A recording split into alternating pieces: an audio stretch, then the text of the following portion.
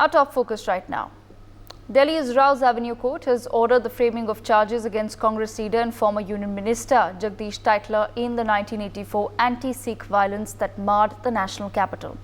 40 years after the assassination of India's former Prime Minister Indira Gandhi by her Sikh bodyguards and the subsequent anti-Sikh riots in New Delhi, a trial court believes that there is sufficient grounds to proceed against Jagdish Tytler in the case involving the brutal killings of 3 Sikhs and the arson at the Pul Bangash Gurudwara on the 1st of November 1984.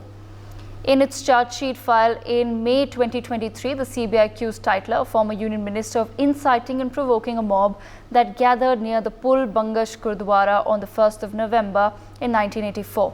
In August last year, a Sessions Court granted anticipatory bail to Tytler in the case on a personal bond of 1 lakh and a surety of the same amount. The CBI has brought charges against Tytler under several sections of the IPC, including 147 for rioting, abetment and 302 murder. But what really happened, viewers, in 1984? The assassination of Indira Gandhi on the 31st of October 1984 triggered carnage in Delhi. Over the next 3 days, it is estimated that mobs murdered close to 3,000 innocent Sikhs. Then Congress leaders such as Sajjan Kumar and Jagdish Tytler were accused of instigating the violence and provoking the mobs and also using state machinery to identify Sikh targets. It is this violence for which Jagdish Tytler, who was a 40-year-old Congress member of Parliament then, has been implicated.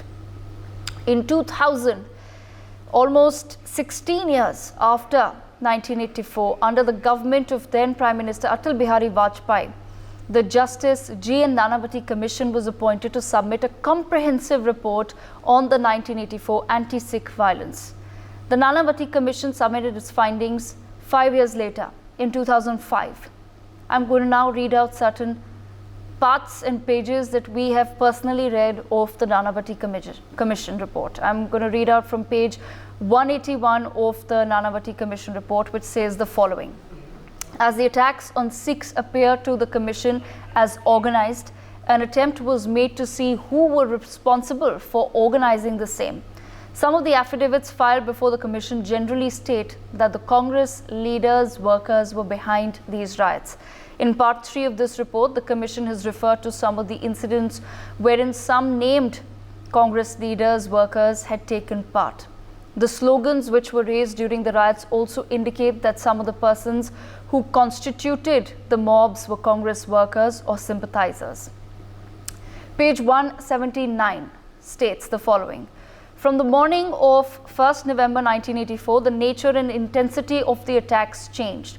After about 10 a.m. on that day, slogans like "Khoon ka badla khoon se lenge" were raised by the mobs. Rumors were circulated which had the effect of inciting people against the Sikhs and prompt them to take revenge.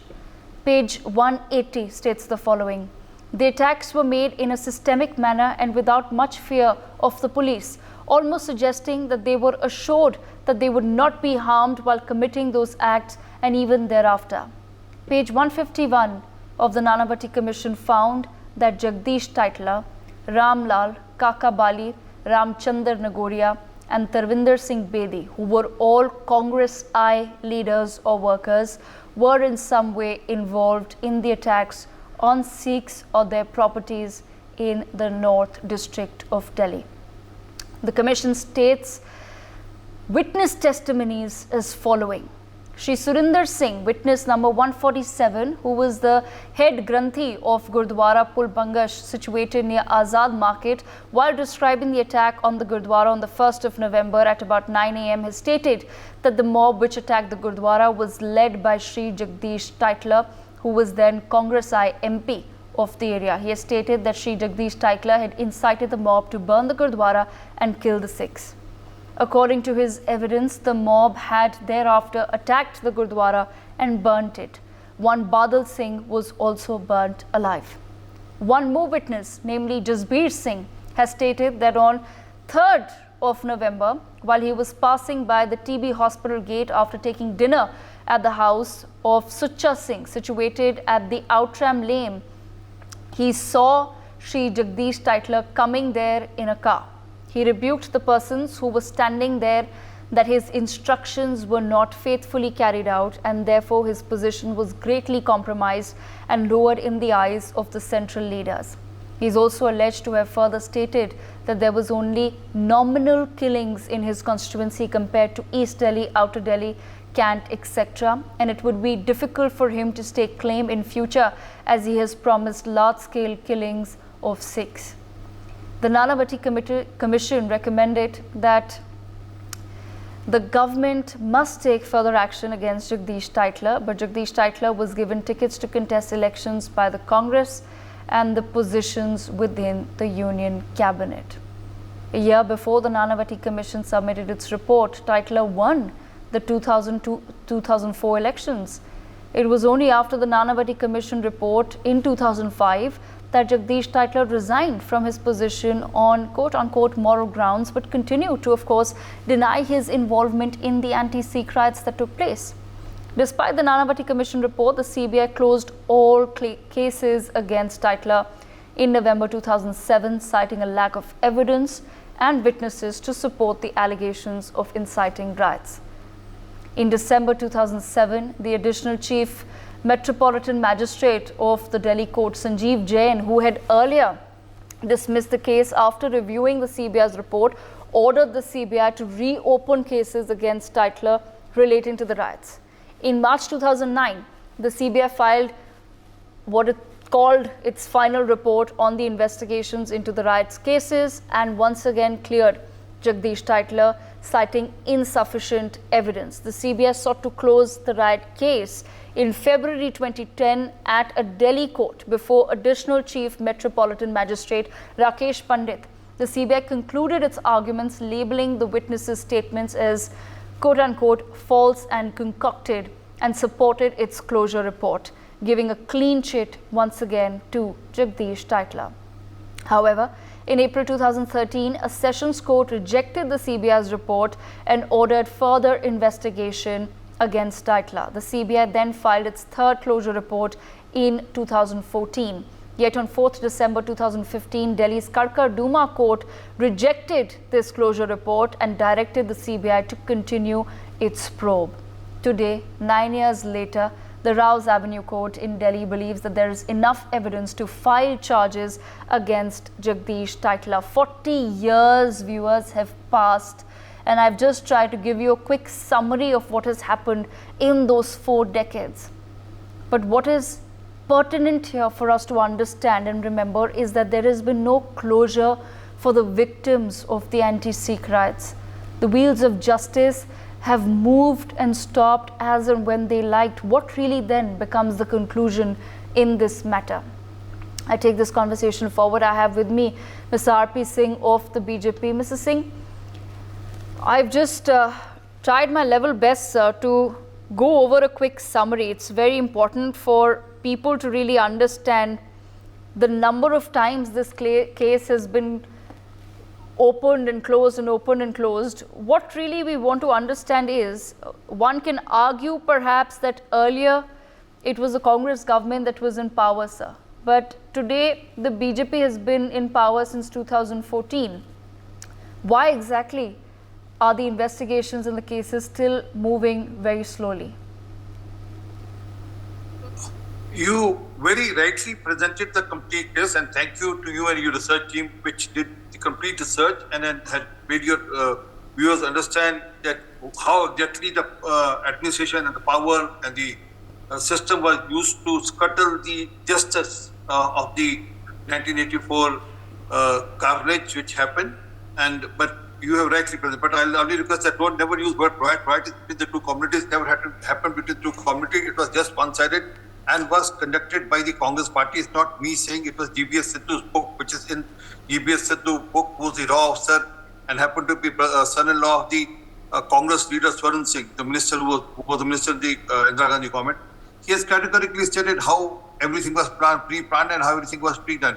But all this aside, Tytler case is very peculiar. There were 4 major culprits. I mean, there are many more, but the 4 were the political cases of this complete carnage, and they were H.K.L. Bhagat, it was Sajjan Kumar, then Jagdish Tytler and Kamal Nath. Bhagat died in the course of our contesting cases against him. Sajjan Kumar, thanks to CBI, thanks to courts, and thanks to the administration, which didn't push CBI to file closure reports. And Sajjan is behind bar for serving the life imprisonment. Now the CBI has taken this matter further on the Tytler, and then courts have been very clear on this, that every time the CBI has tried to push the closure report, court has always come back saying that you should reinvestigate. But the main crux is that Tytler, I myself have filed a complaint against Tytler in February 2018, where there was a sting operation which was conducted by some agency on him, some individual on him, and he was boasting in that maine mare to mare sardar to kya ho gaya, and also that he has probably taken care of the judiciary is probably in his pocket, all that stuff. And I filed that complaint at the Parliament police station saying that this should be pursued, and then I forwarded that to CBI also saying that here are the evidence, here is the sting operation, and his polygraphic test and the narco test should be conducted. And but he's a smart player. What he has been trying to do every time is that you named a person named Jasbir Singh. He ensured that all these witnesses are being influenced to the extent that he made one of the witnesses flew to America, and then he will not allow CBI to even go to America or do some sort of investigation there, and then have this witness come and say what they have to say. So, but now finally the court has ordered that the charges be framed against him, and the cases be pursued under various sections, including 302 and 147 and other sections. Yes. But the issue is that power has been used, and this is not me who's saying. This is even Justice Dhingra committee, which was formed by the SIT, which was formed by the Supreme Court, has also said in the their order, saying that there was some influence, there was some invisible hand. The word is invisible hand, which has influenced the process of judiciary. He has named the police also, he has named the judiciary also, people in the judiciary were compromised. And give me another second. Yes. And I myself is contesting that case also in the court in Supreme Court, since it was an SIT formed by Supreme Court, and Government of India has accepted that yes, we accept this report. And I've been fighting this case that since the Government of India has accepted that the report, then ATR, the action taken report, has to be filed. But as the government procedure is, although my government which I support, I'm part of the system, but it takes a lot of time for the machinery to come out with the truth. And we are still fighting. And yes, as I was saying, he has categorically stated, Justice Dhingra categorically stated that there was some invisible hand which was trying to protect all these like Tytler and others. But that is now visible. That is now can be seen and anyone can understand. But Mr. R.P. Singh, 40 years have also lapsed in this case. Now, the reason why I also focused on the cases opening and closing over and over again for so many decades. Multiple commissions have also filed their reports. Multiple committees have filed their reports before the courts as well. If there is then at this point in time just insufficient evidence, which is what keeps coming out of every time the CBI reopens the case, how does then one go about really finding the truth and meting out justice? What does one do? 40 years have lapsed. Well, as for 40 years goes, you must appreciate the Sikhs at large, that they believe in Indian constitution and they believe in Indian judiciary. Otherwise, people are going in different direction. But we have fought in the courts, and we still have faith in the judiciary and the system, and we are fighting, taking the root of the judiciary and the constitution only. I should say that, but it took me 40 years. I might not live another 40 years, but need be, my daughter is a lawyer, need be, she'll pursue these cases in the various courts, but we'll pursue this even if Mr. Tytler doesn't dies in this process. But this justice has to come to those people who like Badal Singh or Thakur Singh, or for that matter Gurcharan Singh, or others who were killed in this carnage which happened. So give me another second. As for this time, we are trying to work out that people who are witnesses in this case, they should come out with the truth. Although he'll try his best with his money power to influence them. He has done it earlier also, but we'll try our best from the community side also, that those witnesses take stand and then come and give testimonies against whatever they have said earlier, not against whatever they said earlier. There's a similar case against Kamal Nath also. We are pushing that case out. But at the same time, Mr. R.P. Singh, I'd just like to understand from you, the people right now have access to the commission reports, which I've also read myself. We have access to some statements that have been made by the CBI before the courts or some of the court proceedings. But there have to be some intel reports that have been gathered over the years. Is there a possibility that those intel reports will ever be released to the public, or is there a reason why that step is not being taken by successive governments? I've been told that there is some rider on those reports to be made public, probably 2025. I'm also waiting eagerly for that time to come.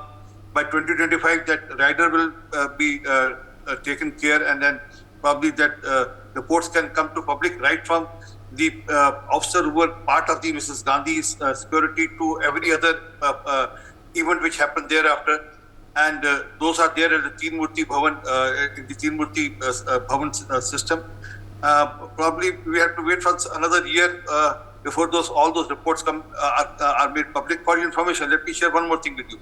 That जब बड़ा पेड़ गिरता है तो धरती हिलती है. That video was never in public domain. It was me who brought that to public domain and held a press conference and made it public that yes, जब बड़ा पेड़ गिरता है तो धरती हिलती है. Was said by Rajiv Gandhi, and he was trying to justify the killing of more than 3,000 Sikhs in city in Delhi, and all that what happened after 1984 and before 1984. He was trying to justify that, but it takes time and it takes a lot of persuasion, and you need a lot of ongoing pressure to be built on the system to give away with the intelligence report or other reports which are there with the administrative system, with the government or with the administrative system. Okay, Mr. R.P. Singh, I'll come to you in just a moment. I also have with me Atma Singh Lubna, a victim of the 1984 riots. Lubna ji, आपसे ये सबसे पहले तो पूछना चाहेंगे अगर, and I understand the fact that 40 years have passed and a lot of times you are just asked to revisit what had happened over and over again. बार बार आपसे ये कहा जाता है कि आप हमें याद करके बताइए कि हुआ क्या था, पर आज क्योंकि कोर्ट का ऑर्डर आया है कि कुछ चार्जेस फ्रेम किए जा सकते हैं अगेंस्ट जगदीश टाइटलर, इतना एविडेंस है कि उनको ट्राई किया जा सकता है for the anti Sikh rights. आप अगर हमारे दर्शकों को थोड़ा बता पाएँ आत्मा सिंह जी कि आपको क्या याद है अबाउट 1984?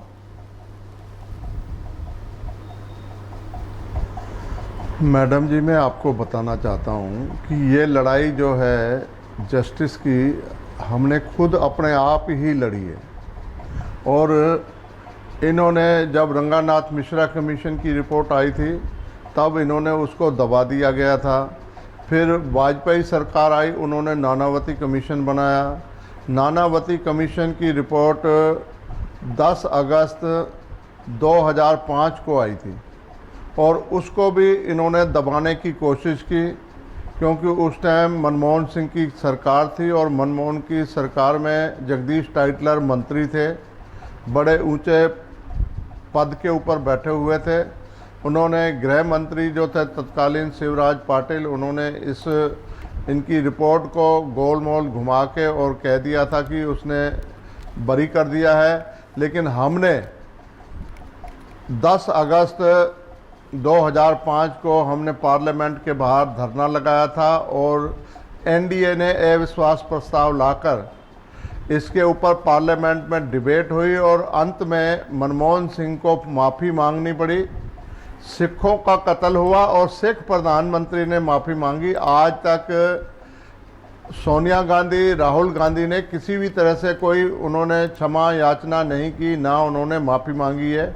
इस लड़ाई को हम लगातार लड़ते रहे और सीबीआई ने 3 बार इसको क्लोजर रिपोर्ट पेश की और टाइटलर को क्लीन चिट दी जी। लेकिन जब 2013 के अंदर मोदी जी की सरकार आई और मोदी जी ने एसआईटी बनाई और सुप्रीम कोर्ट ने संज्ञान लिया, उन्होंने एस.एन. ढींगरा की अगुवाई में एसआईटी बनाई। उन्होंने ये 2016 में जो है इनके विटनेसेस के बयान दर्ज किए और बयान दर्ज करने के बाद में 2023 के अंदर 164 के बयान दर्ज होते हैं मैडम, और 164 के बयान दर्ज होने के बाद 2024 में ही मई के अंदर इन्होंने चार्जशीट दाखिल कर दी और उस टाइम हमारे को लग रहा था कि अब सज्जन कुमार जेल जाएगा, लेकिन उनके पास वकील बड़े थे, उनके पास अप्रोच बड़ी थी और उन्होंने सारा अपना ताम झाम लगा के और अग्रिम जमानत लेके ये चले गए, लेकिन हमने इसका पीछा नहीं छोड़ा। आज तक हम उसको लड़ते रहे दिल्ली सिख गुरुद्वारा कमेटी की। आत्मा सिंह जी, आपसे एक चीज समझना चाहेंगे। आपने कहा अभी रिसेंटली भी विटनेसेस के स्टेटमेंट्स दिए गए थे, आप खुद एक 1984 राइट्स विक्टिम हैं, विटनेस भी रह चुके हैं। अगर आप हमारे दर्शकों को बता पाए उस समय के बारे में क्या याद है और आपने क्या बताया एज अ विटनेस, आप क्या बता पाए कि एग्जैक्टली हुआ क्या था और कौन लोग थे जिनके चेहरे क्लियरली विटनेसेस ने देखे? मेरे को इन्होंने विटनेस नहीं बनाया, लेकिन मैंने एसआईटी में अपना एफिडेविट फाइल किया हुआ है। मैंने एफिडेविट दिया है कि मैं मंगोलपुरी से सुबह 7 बजे जब चला था तो रास्ते में पहुंचते पहुंचते मेरे को 10 साढ़े 10 बज गए थे। मैं पुल बंगस आया, भीड़ में फंस गया था। जब सफ़ेद कार वहां से निकली तो उस टाइम एम्बेसडर कार को वहां पे रोका गया और टाइटलर को मैंने देखा। उनके साथ 2-3 लोग और भी थे और उन्होंने इशारा किया ये गुरुद्वारा है और उन्होंने कहा ये स्कूल भी है, स्कूल में बच्चों को कुछ नहीं होना चाहिए, ओनली सिखों को मारना है और सिखों को कत्ल करना, उनको जला देना, गुरुद्वारे को जलाना। वहाँ से इनको देखा और इसी प्रकार हरपाल कौर बेदी और हरविंदर सिंह और अन्य गवाहों ने भी इनको वहाँ पे देखा, जो कल ऑर्डर किया है जज साहब ने, उसमें उन्होंने लिखा हुआ है सारी डिटेल। 57 पेज का ऑर्डर उन्होंने ये लिखा है और उसमें सारे विटनेसेस का और सारे हालात का उन्होंने जिक्र किया है। और मेरे को पता है कि उन्होंने बेदी के घर से उनको 2 आदमियों को, गुरचरण सिंह और बादल को नीचे काट कर नीचे फेंका और रेडी में डालकर गुरुद्वारे में डाल दिया और आग लगा दी और सिलेंडर जो था उसमें आग लगा दी और उनको जिंदा जलाया गया था। वो हम उस सीन को कभी भूल नहीं सकते।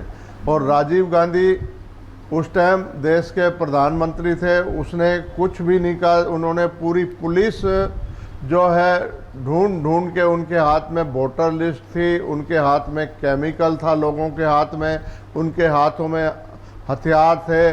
पुलिस बिल्कुल उनको सपोर्ट कर रही थी और सिखों को के पास जो डिफेंस कर रहे थे अपने बचाव के लिए, उनसे हथियार लेकर उनको घरों में डाला गया था और चुन कर उन्होंने सिखों को मारा गया और पूरे देश के अंदर 10,000 लोगों का कत्लेआम किया और लाखों लोगों की संपत्ति जलाई गई, गाड़ियां जलाई गई, फैक्ट्री जलाई गई और 3,000 से ज़्यादा दिल्ली के अंदर इंजर्ड हुए और दिल्ली में 3,000 से ज़्यादा लोगों को मारा गया, जान से ख़त्म कर दिया गया और ज़िंदा जलाया गया।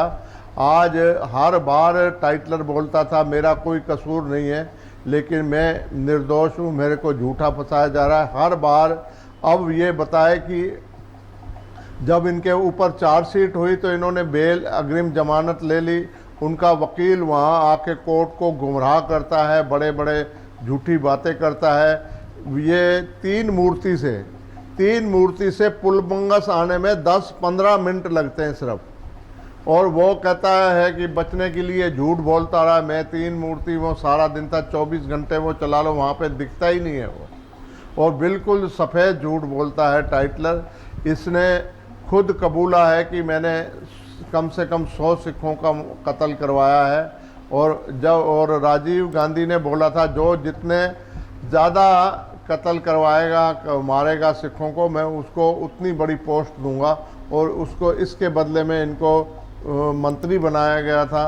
आज हम 40 साल हो गए, हम इंसाफ के लिए सड़कों पे घूम रहे हैं, कोर्टों में घूम रहे हैं, हम जगह जगह भटक रहे हैं, हमारा कोई भी सुनवाई नहीं हो रही। अब मोदी जी के आने के बाद में ये जाके हुआ है, तो हम मोदी सरकार का धन्यवाद करना चाहते हैं। एक बार और मैं बता दूं आपको जी, क्योंकि जब ये क्लीन चिट लेके चले गए थे तो उस टाइम हम अमित जासी से मिले थे, गृह मंत्री से। हमारे साथ में हमारे प्रधान जी हरमीत कालका जी, जगदीप सिंह कालो जी और सारी टीम हम जाके गृह मंत्री से मिले थे कि सीबीआई की तरफ से जो वकील है वो बिल्कुल सॉलिसिटर जनरल खड़ा होना चाहिए और सीनियर एडवोकेट खड़ा होना चाहिए। और उन्होंने वादा किया था कि अब हम अपनी तरफ से बहुत सीनियर एडवोकेट खड़ा करेंगे और उन्होंने इस कोर्ट में सीनियर एडवोकेट खड़ा किया।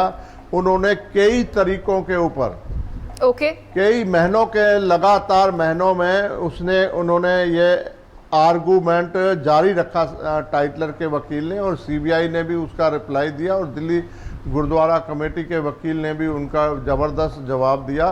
तब जाके कहीं बढ़ी है, नहीं तो ये हमारे को ये न्याय जो आज हम उम्मीद लगा के बैठे हैं।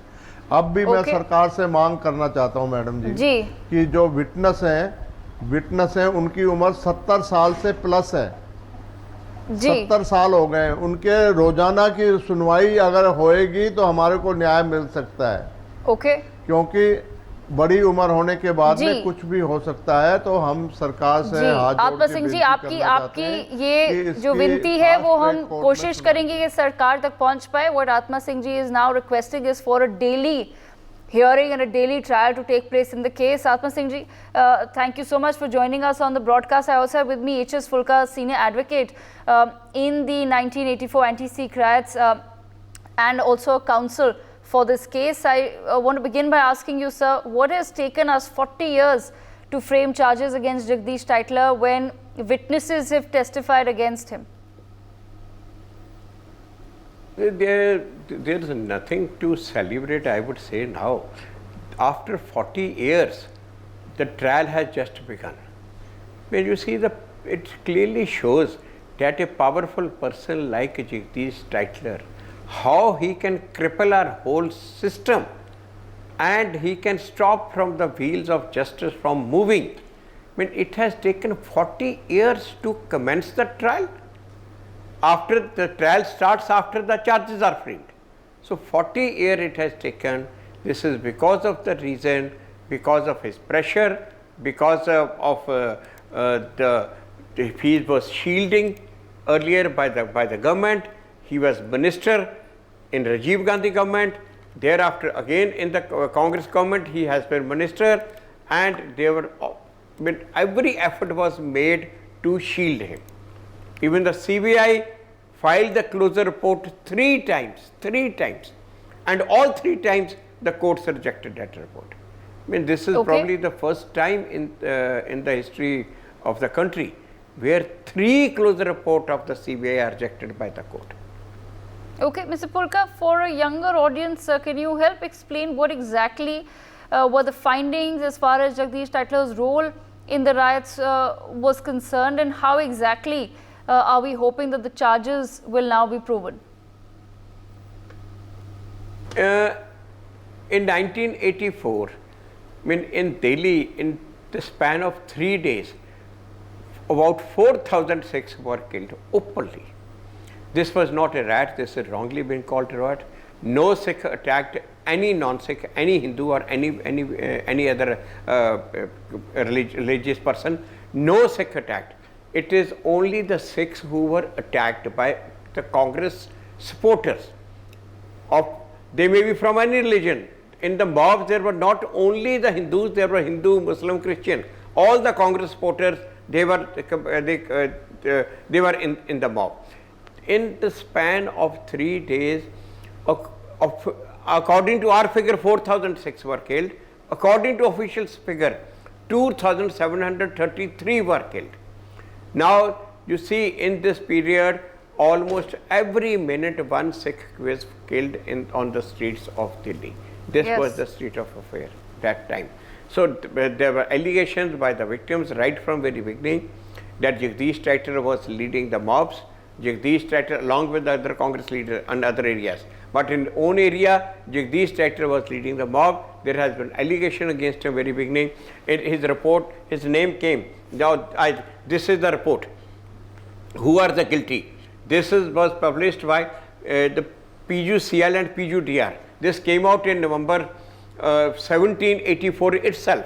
They went to the relief camps, recorded the statement of the victims, and then came out with the report. And in this report also Jagdish Tytler's name is mentioned, but no case was registered against him. Now it is only in 2005, after the report of the Nanavati Commission, that case is registered. Okay. Now this is what happened in Delhi is the worst kind of genocide which happened in this country. Okay, Ms. Pulkar, last question to you, sir. I just want to understand from you, 40 years have now passed. What really then becomes the scenario as far as closure in this case is concerned, and how do we now move on from one of the darkest chapters of our history? The law of the land requires that the guilty of such heinous offence should be punished.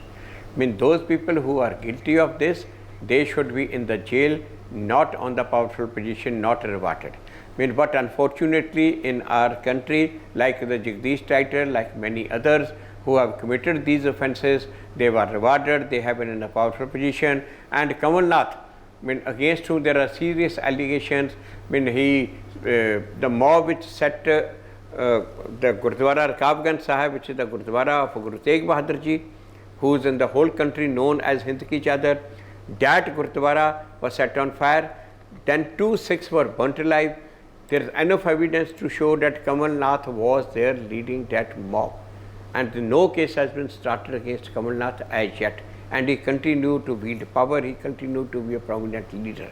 So these kind of a thing need to be stopped, and these guilty need to be punished for the proper closure. Okay, all right. I want to bring in Nikhil Jain for one last. Thank you so much, Mr. Pulkar, for joining us on the broadcast. I want to give one last word to Nikhil Jain. Nikhil, there's a paucity of time, but one last word to you, please. Why is it that the Congress party has found it very difficult to then really cut ties with Jagdish Tytler? No, Devika, so far as Jagdish Tytler and the Congress party's relationship right now is concerned, I practically don't see any relationship. The last time he contested on a Congress ticket was 20 years ago. The last time he's held any position in the Congress, I don't know how long ago that was, perhaps more than a decade, perhaps 20 years. The fact is that... Did he campaign for the MCD elections? Did he campaign?